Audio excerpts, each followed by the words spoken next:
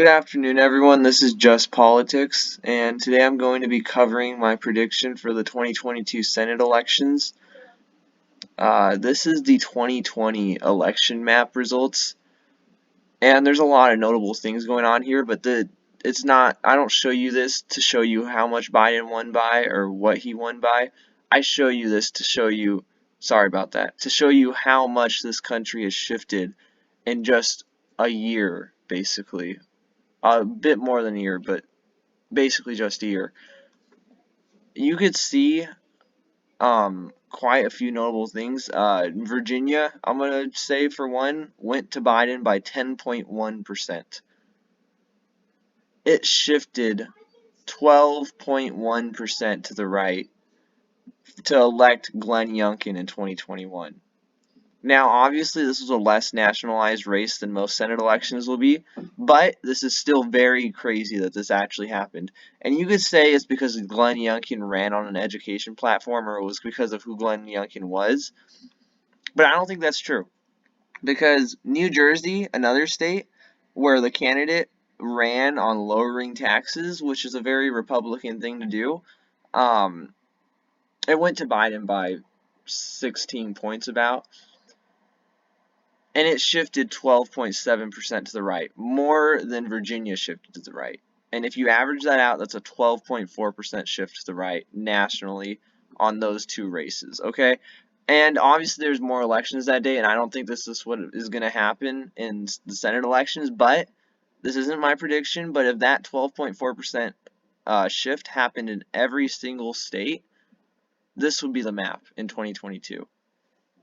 Oregon being lean, Washington, a state that went to Biden by quite a bit in 2020, being likely. I mean, California, Vermont, and Maryland would be the only safe states. Other states like Connecticut, New York would be likely. Pennsylvania would be likely Republican. I mean, Pennsylvania, Wisconsin, North Carolina, Georgia, Arizona, and Nevada would all be likely Republican. Colorado would be lean Republican, and Illinois will be lean Democrat. I mean, this is what would happen if this shift occurred in every single state from the 2020 to 2022. I don't think this is going to happen. It might, best case scenario, but we're not there yet. I'll say that. But Washington, another thing is, this isn't about who the Republicans are running. It's not about Glenn Youngkin. It's not about Jack Ciattarelli. It's about Biden's unpopularity.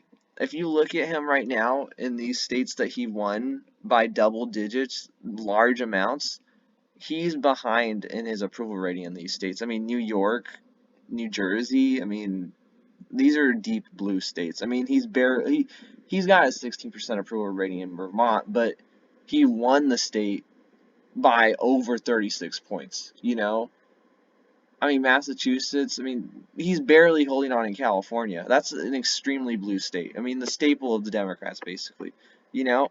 So it's about Biden's unpopularity, and anyone who says it's not is simply not looking at the data, and that's just the way it is. He's behind by 15% in Virginia. That's a safe margin. Here's the thing. He won Virginia by 10.1% in 2020. Obviously, this may not be spot on, and I'm not saying it is, but for this to say this type of numbers, it says a lot. Let's get to the prediction. I'm going to start off with characterizing the safe Republican states. These are states that are not going to flip no matter what, probably in 2020 or 2022, sorry. I'll put down Iowa as safe with Grassley running for another term. Ohio will probably be likely. It depends on what happens there. South Carolina. In fact, let me take out Ohio real quick. At this point, I'm just put it safe. I mean, Biden is behind by 32 points there. I mean, it's going to be safe. I mean, Alabama, Tommy Tuberville, he's going to be pretty popular there. He's a football guy. I mean, sorry about that. Don't mean to do that. Florida's probably going to be safe with Marco Rubio running for another term. And yeah, these are the safe states. Republicans are already at 47 seats. Let's put the safe Democrat states. I'm going to put California, Maryland if Larry Hogan doesn't run, Connecticut, and Vermont, and New York. That's it. 47 to 41. And that's the current state of, excuse me, sorry, Illinois too. 47 to 42. Now let's put the likely Republican states. North Carolina, and that's it. Let's put the likely Democrat states. Oregon, Washington, that's it. Oh wait, Hawaii, I'm sorry, that's safe. 48 to 45 now. Lean Democrat, Colorado, that's it. Lean Republican, however, Arizona, Nevada. Arizona could be likely at this point, but right now I'm going to say lean. It depends on what happens with, what's his face? The astronaut guy, I forgot his name. Mark Kelly. Between now and the election, Wisconsin's going to be lean. Can't even tell me it's not. In fact, I'm going to put it down as likely. It's going to be likely in this prediction. Pennsylvania is going to be lean, especially with Herschel Walker running in Georgia. Football guys win big in the South, I'll tell you that. He'll win easily. In New Hampshire, even if Chris Sununu doesn't run, I still think it's going to be a lean Republican state.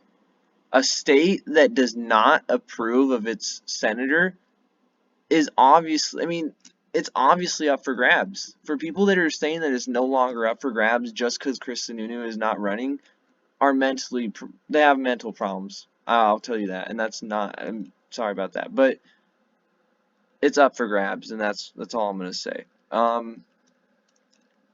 This is my final prediction, 54 to 46. You could say that Republicans could run a campaign in Colorado and defeat, what's his face? I forgot his name, but Republicans could win Colorado. It's entirely possible.